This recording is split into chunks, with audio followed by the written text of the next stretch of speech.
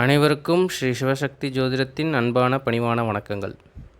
இந்த வீடியோ பதிவில் பூஷம், அனுஷம், உத்திரட்டாதி இந்த நட்சத்திரத்தில் பிறந்தவர்களுக்கான வாழ்க்கை பயணம் எவ்வாறு அமையப்பெறும் அப்படிங்கிறதான் பார்க்க போகிறோம்.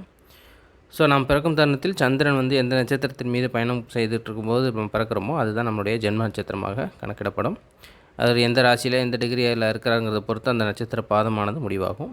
அதேபோல் அந்த நட்சத்திரத்தின் டிகிரியை பொறுத்து நம்முடைய பிறப்பு நட்சத்திரத்திலிருந்து இத்தனை வருஷம் இந்த திசை அப்படிங்கிறது முடிவாகும். ஸோ அப்படி பார்க்கும்பொழுது பூஷம், அனுஷம், உத்திரட்டாதி நட்சத்திரத்தில் பிறந்தவர்களுக்கு முதல் திசையாக வருவது சனி திசை. ஏனென்றால் இந்த நட்சத்திரத்தின் அதிபதி சனி பகவான். அப்படி பார்க்கும் பொழுது முதல் திசையாக வருவது சனி திசை. அதுக்கு அடுத்தபடியாக புதன் திசை, கேது திசை, சுக்கிர திசை, சூரிய திசை, சந்திரன், செவ்வாய், ராகு, குரு. இந்த ஆர்டரில் தான் பார்த்திங்க அப்படின்னா அடுத்தடுத்த திசைகள் நடைபெறும்.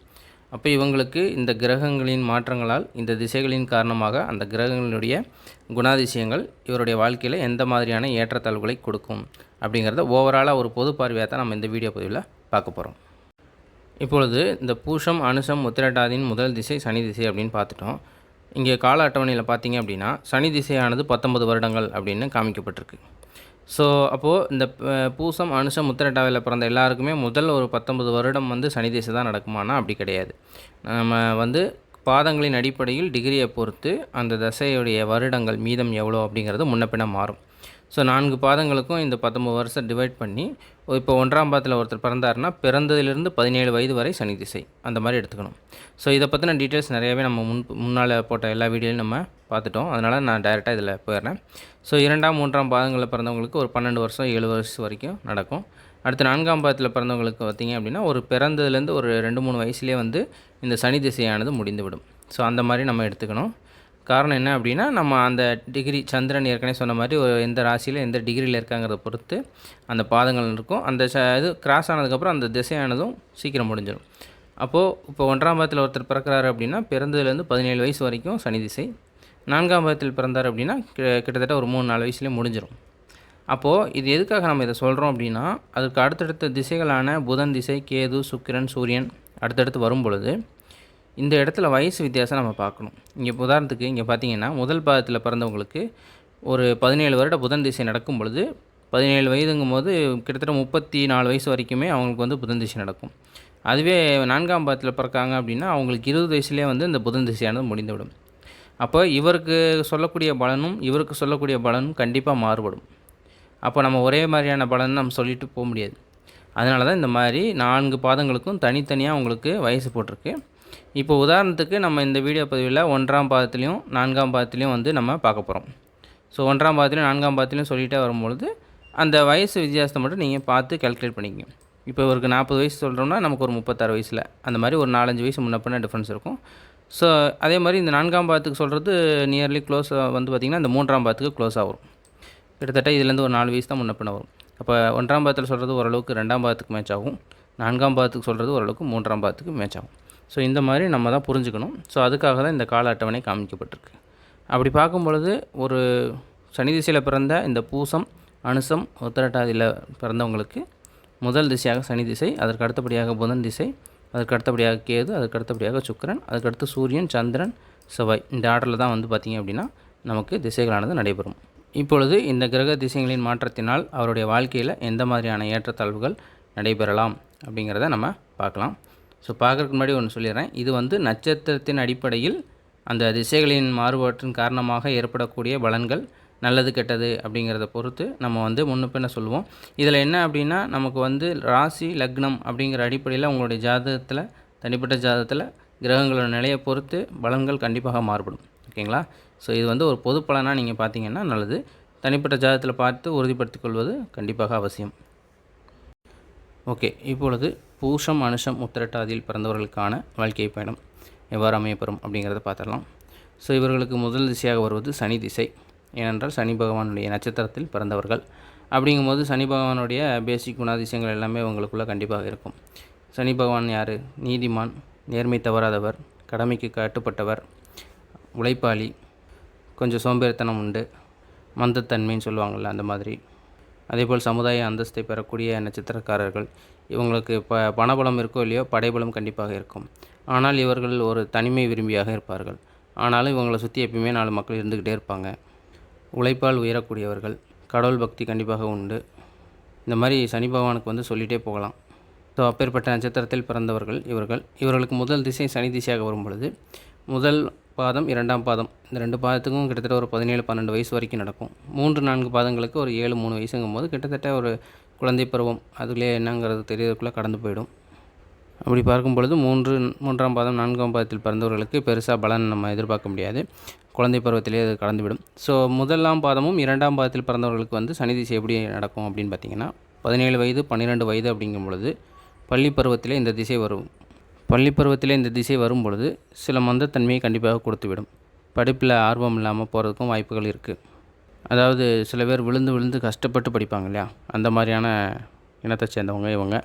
ஸோ இது ரொம்ப நாளைக்கு இல்லை, 12 வயது 17 வயது அப்படிங்கும் பொழுது ஹை ஸ்கூல் படிக்கிற வரைக்கும் அப்படின்னு நம்ம எடுத்துக்கலாம். ஏன்னா 12-17 வயசுங்கும் போது பெருசாக ஹையர் ஸ்டடீஸ் எல்லாம் போயிருக்க மாட்டோம். ஸோ அப்படிங்கும்பொழுது அந்த நேரத்தில் அந்த மாதிரியான ஒரு உழைப்பை போட்டு படிக்கிற மாதிரியான சூழ்நிலை உருவாகும். அடுத்தடுத்த திசைகள் வரும்பொழுது அவங்க ஹையர் ஸ்டடீஸ் காலேஜ் அது இதுன்னு போகும்போது லைஃப் ஸ்டைல் வந்து கண்டிப்பாக மாறும். ஸோ இனிஷியல் திசை வந்து சனிங்கிறனால இந்த ஆரம்பத்தில் இந்த மாதிரியான விஷயங்களை கொடுக்கும். சில உடல் தொந்தரவுகளையும் கொடுக்கறதுக்கான வாய்ப்புகள் இருக்குது.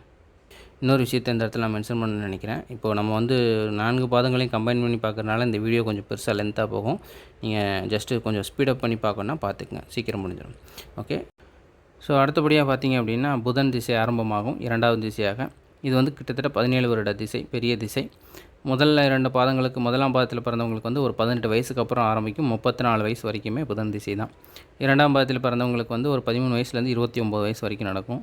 3ஆம் பாதத்தில் பிறந்தாங்கன்னா ஒரு 8 வயசுலேருந்து 24 வயசு வரைக்கும். 4ஆம் பாதத்தில் பிறந்தாங்கன்னா ஒரு 20 வயசு வரைக்கும் இந்த புதன் திசை தான் நடக்கும். எக்ஸாக்டாக இதே வயசு தானான்னு கேட்டிங்கன்னா இது வந்து நம்ம அப்ராக்சிமேட்டாக தோராயமாக தான் சொல்லியிருக்கோம். ஸோ அவங்க தனிப்பட்ட ஜாதகத்தில் எக்ஸாக்டாக எவ்வளோ டிகிரியில் இருக்குது, எவ்வளோ இயர் பேலன்ஸ் இருக்குங்கிறத பொறுத்து நம்ம சொல்கிற வயசில் 1-2 முன்ன பின்ன இருக்கும். ஓகேங்களா, அதை நீங்கள் பார்த்துக்குங்க. ஸோ அப்படி பார்க்கும்பொழுது முதல் பாதத்தில் பிறந்தவர்களுக்கு 34 வயது வரைக்கும் புதன் திசை, அதாவது 18 வயசுலேருந்து கிட்டத்தட்ட அவங்க +2 முடித்து காலேஜ் போய் சேர்ந்ததுலேருந்து 34 வயசுங்கும் போது கிட்டத்தட்ட அவங்களுக்கு லைஃப்பில் அடுத்த ஸ்டேஜ் வரைக்கும் போயிடுவாங்க. அதாவது காலேஜ் படித்து ஒரு 4-5 வருஷம் ஒர்க் பண்ணிவிட்டு கல்யாணம் ஆகி குழந்தை பிறந்து அந்த குழந்தையும் ஸ்கூலுக்கு போயிடும். கிட்டத்தட்ட பல பரிமாணங்களை சந்திக்கக்கூடிய திசை வந்து இந்த புதன் திசை. இப்போ இந்த பல பரிமாணங்களில் இந்த புதன் திசை அவர்களுக்கு நல்லது செய்யுமா கெட்டது செய்யுமான்னு பார்த்தோம் அப்படின்னா நல்லதாக செய்யும். காரணம் என்னென்னா சனி பகவானுக்கு வந்து புதன் வந்து நட்பு கிரகம் தான். அப்படிப்பட்ட நட்சத்திரத்தில் பிறந்தவர்களுக்கு அந்த புதன் திசையானது பெரிதளவு ஒன்றும் கெடுதல் செஞ்சிடாது. அப்போ முதல் பாதத்தில் பிறந்தவர்களுக்கு எல்லாமே கொஞ்சம் ஓரளவுக்கு நல்லதாக தான் நடக்கும். 2ஆம் பாதத்துக்கும் அப்படி தான். ஸோ 29 வயசு வரைக்கும் அது நடந்தும்போது கிட்டத்தட்ட அவங்களுக்கும் கல்யாணம் ஆகி குழந்தை பிறக்கிற வரைக்கும் கூட நம்ம எடுத்துக்கலாம். ஸோ அப்போது இந்த 18 வயசில் ஆரம்பிக்கிற புதன் திசையானது அவர்களுக்கு கல்வி வந்து நல்ல மேன்மையடையறதுக்கான யோகத்தை கொடுக்கும். அதாவது ஆரம்ப கல்வியில் கொஞ்சம் மந்தத்தன்மை சோம்பேத்தனம்லாம் சொன்னோம் இல்லையா, இந்த புதன் திசை வந்ததுலேருந்து அவங்க படிப்பு வந்து நல்லா ஸ்டார்ட் ஆகி நல்ல பீக்கில் போயிடுவாங்க. நல்ல ஒரு கம்யூனிகேஷன், அதாவது புதன்னாலே வந்து கம்யூனிகேஷன், எழுத்து வடிவம், மீடியா இண்டஸ்ட்ரி, ஜோதிடம், அக்கௌண்டன்ஸ், பேங்க் வேலை, கணிதம் சம்மந்தமான எல்லா துறைகளும், படிப்பு டீச்சிங் சொல்லித்தர தொழில்கள் எல்லாமே. ஸோ இந்த மாதிரியான சம்மந்தப்பட்ட எல்லா தொழில்களும் படிப்புகளும் இவங்களுக்கு வந்து நல்ல ஒரு சாதகத்தையும் நல்ல ஒரு முன்னேற்றத்தையும் கொடுக்கும். ஸோ அப்படியான லைனில் தான் இவங்களுக்கு போகிறதுக்கான பாதையும் அந்த புதன் திசை காமிச்சிருப்பார். அது நமக்கு யோகமான திசையும் கூடங்கிறனால அந்த துறையில் நமக்கு நல்ல ஒரு முன்னேற்றத்தையும் கண்டிப்பாக காமிப்பார். அப்போ இந்த சனி திசையில் பிறந்தவர்களுக்கு முதல் பாதத்தில் பிறந்தவர்களுக்கு வந்து புதன் திசை 34 வயசுங்கும் போது கிட்டத்தட்ட அவர்களுக்கு எல்லாமே நன்மையாக தான் நடக்கும். இது ஜாதகத்தில் புதன் மட்டும் நமக்கு நல்லா இருக்கணும், கெட்டு போயிடக்கூடாது. அந்த வகையில் நல்லது நடக்கிறதுக்கான வாய்ப்புகள் அதிகம். ஸோ அதே மாதிரி 2ஆம் பாதத்தில் பிறந்தவர்களுக்கும் அதே தான் 29 வயசு வரைக்கும். இந்த 3-4 பாதங்கள் பிறந்தவர்களுக்கு பார்த்திங்கன்னா 3ஆம் பாதத்தில் 24 வயசு வரைக்கும் புதன் திசை, 4ஆம் பாதத்தில் பிறந்தவங்களுக்கு ஒரு 20 வயசு வரைக்கும். கிட்டத்தட்ட முதல்ல 2 பாதங்களுக்கு ஸ்கூல் படிப்பு மந்தத்தன்மையாக இருக்கும்னு சொன்னோம் இல்லையா, அது வந்து இதுக்கு செல்லாது. 3ஆம் பாதத்தில் 4ஆம் பாதத்தில் பிறந்தவங்க சூப்பராக டாப்பாக படிப்பாங்க. ஏன்னா ஸ்கூலுக்கு போன உடனே புதன் திசை ஆரம்பிச்சிடும். இவங்க தான் ஸ்கூலில் ஃபஸ்ட்டு வர மாதிரியான மார்க்கெல்லாம் எடுக்கக்கூடியவங்க, ஸ்மார்ட்டாக படிக்கக்கூடியவங்க, ஈஸியாக அண்டர்ஸ்டாண்ட் பண்ணிக்கக்கூடியவங்க அப்படின்னு சொல்லலாம். ஸோ அவங்க ஈஸியாக படித்து நல்ல ஒரு மார்க்கு, நல்ல ஒரு ஸ்கூலில் ஒரு நல்ல பொசிஷனுக்கு படித்து நல்ல பேர் எடுத்து வெளியே வரக்கான யோகங்கள் கண்டிப்பாக இந்த 3-4 பாதத்தில் பிறந்த பூசம், அனுசம், உத்திரட்டாதி நட்சத்திரக்காரங்களுக்கு உண்டு. அப்படி பார்க்கும்பொழுது 20 வயசு வரைக்கும் 24 வயசு வரைக்குங்கும்போது அவங்க காலேஜ் முடித்து ஒரு ஜாப் இன்டர்வியூ அட்டன் பண்ணி கேம்பஸ்லேயே போய் வேலைக்கு ஜாயின் பண்ணுற அளவுக்கு யோகம் கொண்டவங்க தான் இந்த நட்சத்திரக்காரங்க, 3-4 பாதத்தில் பிறந்தவங்க. அப்போ இந்த புதன் திசை உங்களுக்கு யோகமாகத்தான் அமையும் இனிஷியல் ஸ்டேஜில், ஸ்டார்டிங் ஸ்டேஜில். அதற்கு அடுத்தபடியாக பார்த்திங்கன்னா கேது திசை ஆரம்பமாகும். 3ஆவது திசையாக கேது திசை 7 வருட திசை. இது கிட்டத்தட்ட ஒரு சின்ன திசை தான். இதில் ஒரு பியூட்டி இருக்குது, அதை சொல்லலாம். என்னென்னா, அதாவது மற்ற நட்சத்திரக்காரங்களுக்கெல்லாம், அதாவது 20 நட்சத்திரமும் வரிசையாக பார்த்துட்டே வரோம். அதில் இதுக்கு முன்னாடி பார்த்த நட்சத்திரங்கள்லாம் பார்த்திங்கன்னா, ஒன்று அதாவது சின்ன சின்ன கிரகங்கள் திசைகள் கொண்ட வரிசையாக வரும், இல்லை அப்படின்னா பெரிய திசைகள் கொண்ட கிரகங்கள் வரிசையாக வரும். ஆனால் இந்த பூசம் மனுஷம் உத்திரட்டாதியில் பிறந்தவங்களுக்கு பார்த்திங்கன்னா, ஒரு முதல் திசை பெரிய திசை. இப்போ புதன் எடுத்துக்கிட்டிங்கன்னா 17 வருஷம் பெரிய திசை. அடுத்து கேதுன்னு எடுத்துக்கிட்டிங்கன்னா சின்ன திசை 7 வருஷம். அடுத்து சுக்கிரன் எடுத்துக்கிட்டிங்கன்னா மறுபடியும் 20 வருஷம் பெருசு. அதுக்கடுத்து சூரிய திசைன்னு எடுத்துக்கிட்டிங்கன்னா 6 வருஷம் சின்ன திசை. அடுத்து சந்திரன் 10, செவ்வாய் 7. இந்த மாதிரி ஒரு பெரிய திசை, ஒரு சின்ன திசை, ஒரு பெரிய திசை, ஒரு சின்ன திசை. இந்த மாதிரியான வாழ்க்கை முறையை அடுத்தடுத்த திசைகளை சந்திக்கக்கூடிய அதிர்ஷ்டசாலிகள் அப்படின்னு நம்ம சொல்லலாம்.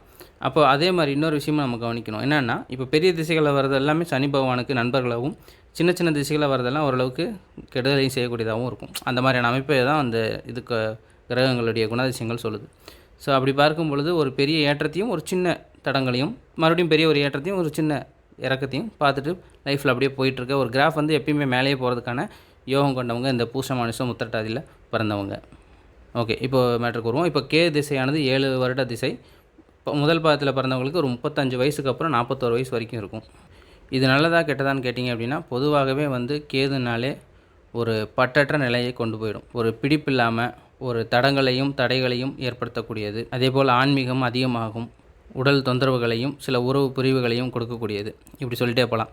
அப்போ அந்த 7 வருஷம் வந்து 35 வயசுக்கு அப்புறம் 41 வயசு வருது அப்படின்னா, அந்த 7 வருஷத்தில் நம்ம தான் இந்த மாதிரி விஷயங்களில் ரொம்ப கவனமாக இருக்கணும். நான் ஏற்கனவே சொன்ன மாதிரி உறவு பிரிவுகள் ஏற்படுத்துறதுக்கான வாய்ப்புகள் இருக்குங்கும்போது அந்த இடத்துல நம்ம தான் வந்து அதெல்லாம் கவனமாக ஹேண்டில் பண்ணணும். அதேபோல் தடங்களையும் தடைகளையும் ஏற்படுத்துன்றனால நம்ம பார்த்துட்ருக்க வேலையில் சில வேலை மாற்றங்கள் ஏற்படலாம். இல்லை நம்ம ஏதாவது தொழில் பண்ணிகிட்ருக்கோம் அப்படின்னா அந்த இடத்துல நம்ம தொழில் கொஞ்சம் டவுன் ஆகலாம். இந்த மாதிரியான சில பிரச்சனைகளையும் கண்டிப்பாக கேது சந்திக்க வைப்பார்.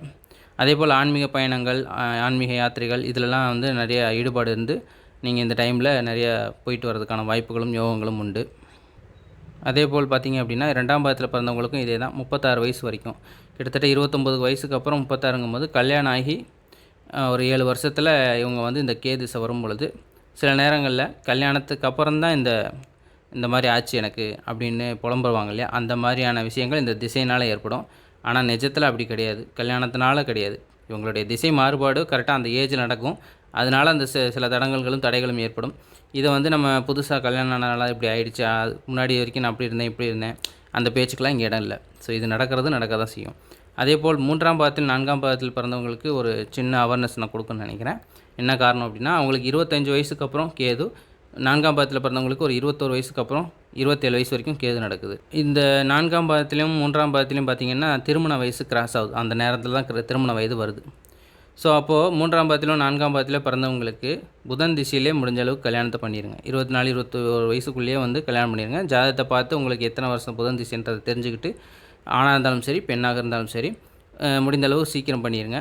சப்போஸ் கேது வந்து உள்ளே வருது, அந்த நேரம் நம்ம பண்ணுற மாதிரி இருந்தால் சில தடைகளையும் தடங்களையும் ஏற்படுத்தலாம். அதாவது நிச்சயம் வரைக்கும் போய் ஒரு கல்யாணம் தடையாகி அதுக்கடுத்து மறுபடியும் 2ஆவது தடவை தான் ஓகே ஆகும். அந்த மாதிரியான சில தடைகளை சந்திக்கக்கூடியவங்க இந்த 3, 4 பாதத்தில் பிறந்தவங்க. 1ஆம் பாதமும் 2ஆம் பாதமும் பிரச்சனை கிடையாது. அவங்களுக்கு தொழிலையும் சில வேலை மாற்றங்கள் மட்டும்தான் பிரச்சனையாகும். பட் 3ஆம் பாதத்தில் 4ஆம் பாதத்தில் பிறந்தவங்க மட்டும் கொஞ்சம் கவனமாக இருந்துக்குங்க.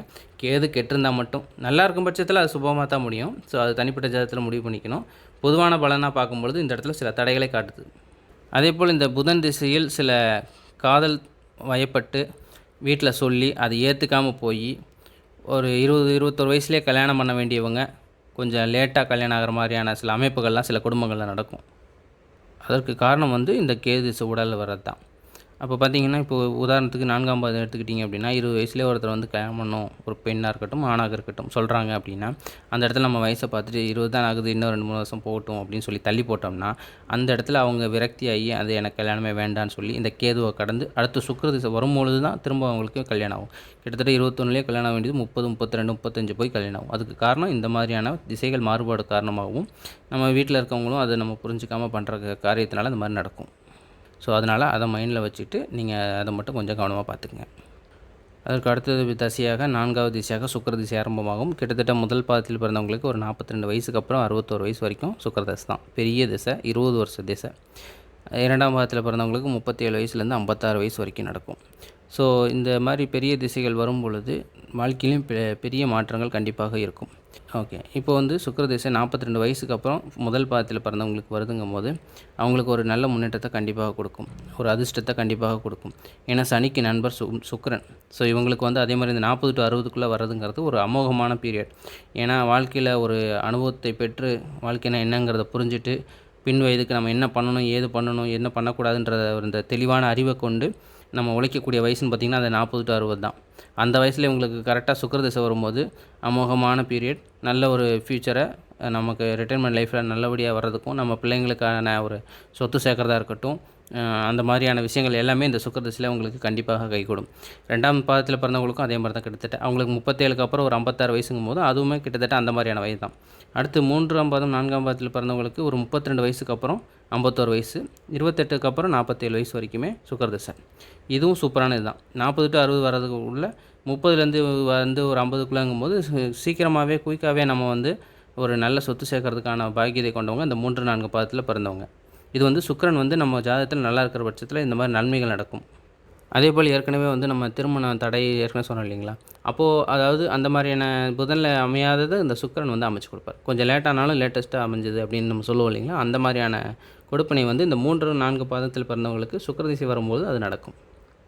இது பொதுவானது தான். கண்டிப்பாக நடந்தே தீரும்னுலாம் சொல்கிறதுக்கு ஒன்றும் இல்லைங்க. ஓகேங்களா? ஸோ சுக்கிரன் வரும்போது இந்த மாதிரியான மாற்றங்களை கொண்டு வருவார். ஏன்னா சுக்கிரன் தான் வந்து கணவன் மனைவிக்கான கிரகம் ஜோதிடத்தில். அப்படி பார்க்கும்போது அந்த திசை ஆரம்பிக்கும் பொழுது கண்டிப்பாக அதற்கான அமைப்புகளை ஏற்படுத்தி கொடுப்பார். அதே போல் ஆடம்பரமான வாழ்க்கை, சொகுசான வாழ்க்கை, லக்ஸரியான வாழ்க்கை, சொத்து சுகம் சேர்க்கறது, காரு பங்களான்னு வாங்குறது, பொருள் அணியினை சேர்ந்தவர். அதாவது சுக்கிரன் வந்து பொருளை சேர்க்கக்கூடியவர். அப்போ அந்த திசை வந்து அந்த குறிப்பிட்ட 30லேருந்து 50 வயசுக்குள் நடக்கும்பொழுது அது நமக்கு நன்மையை தான் செய்வார். அதேபோல் இன்னொரு விஷயமும் சுக்கிரன்ட்ட ஒரு மைனஸும் இருக்குது. ஏன்னா எல்லா கிரகத்திற்கும் ப்ளஸ்ஸும் இருக்குது, மைனஸும் இருக்குது. அதேபோல் எல்லா பெரிய திசைகளும் வந்து அந்த 20 வருஷமும் நன்மை செஞ்சிருமானா அதுவும் கிடையாது. ஒரு பகுதி வருஷம், அதாவது 10 வருஷம் ஒரு நன்மை செய்யுதுன்னா இன்னொரு 10 வருஷம் சுமாராக தான் இருக்கும். அப்போ நம்ம அதையும் நம்ம கவனத்தில் எடுத்துக்கணும். சுக்கிரன்றது வந்து இந்த காதல், காமத்துக்கான கடவுள். அப்போ 30 வயசுக்கு அப்புறம் ஒரு 28க்கு அப்புறம் 3ஆம் 4ஆம் பாதத்தில் அந்த காமம் அப்படிங்கிறது உள்ளே வரும்பொழுது சில தவறான தொடர்புகளை ஏற்படுத்துறதுக்கும் வாய்ப்பு இருக்குது.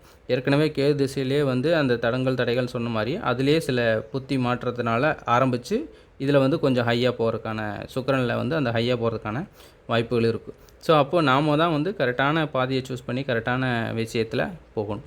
ஸோ இந்த மாதிரியான மைனஸும் வந்து சுக்கிர திசையில் நடக்கும். ஸோ அதனால் அதுலேயும் கவனம் தேவை. இந்த ஒன்று மட்டும் தான் மைனஸை தவிர மற்றபடி எல்லாமே சுக்கிரன் வந்து நமக்கு நன்மையை தான் செய்வார். ஸோ அடுத்த திசையாக 5வது திசையாக பார்த்திங்கன்னா சூரிய திசை வரும். இது கிட்டத்தட்ட 62 வயசுக்கு அப்புறம் 67 வயசு வரைக்குமே சூரிய திசை. இது வந்து சனி திசையில் பிறந்தவங்களுக்கு, அதாவது பூசம், அனுஷம், உத்திரட்டாதியில் பிறந்தவங்களுக்கு கொஞ்சம் சுமாரான திசைன்னு தான் சொல்லணும். ஏன்னா சூரியன் வந்து அந்தளவுக்கு நல்லது கிடையாது. அப்படிப்பட்ட திசை வந்து இவங்களுக்கு 62 வயசுக்கு அப்புறம் 67 வயசு வரைக்கும் வருது முதல் பாதத்தில் பிறந்தவங்களுக்குங்கும் போது நாம் வந்து கண்டிப்பாக கொஞ்சம் கவனமாக இருக்க வேண்டியது உடல் ஆரோக்கியத்தில் தான். ஏன்னா எந்த ஒரு திசையுமே முதல்ல பாதிக்கிறது நம்மளுடைய உடல் ஆரோக்கியத்தை தான். அதாவது சனிக்கு வந்து சூரியன், அதே மாதிரி புதனுக்கு செவ்வாய், இந்த மாதிரி எடுத்துக்கிட்டே சொல்லிகிட்டே போகலாம். ஸோ அப்படி பார்க்கும்பொழுது இந்த நட்சத்திரக்காரங்களுக்கு சூரிய திசையானது கொஞ்சம் சுமாரான பலன்களை மட்டும் தான் தரும். அப்படி பார்க்கும்பொழுது முதல் பாதத்தில் பிறந்தவங்க ஒரு 62 வயசுக்கு அப்புறம் 67க்கு உள்ளங்கும்போது கண்டிப்பாக உடல் ஆரோக்கியத்தில் கவனம் தேவை.